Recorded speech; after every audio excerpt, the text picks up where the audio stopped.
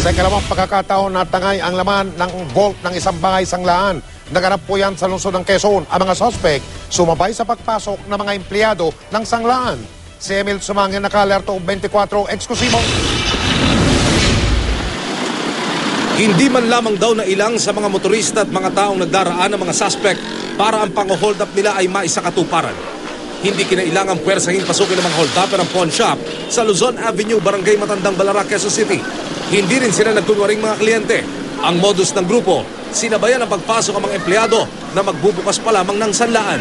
Yung dalawa, sumabay, yung dalawa, lockout dito sa labas, bali apat daw sila.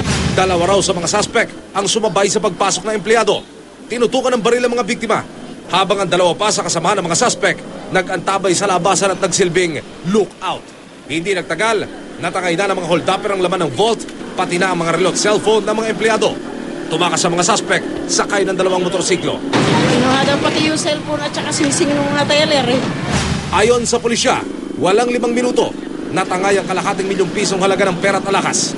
200,000 cash tapos 298 estimated value of own jewelries. Sinabayan daw po yung empleyado.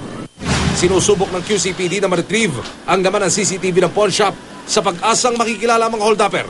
Nito lamang daw nakalipas na mga buwan, nalimas na rin ang laman ng vault ng pawn shop na ito ng isang grupong naghukay at sa imbornal naman dumaan.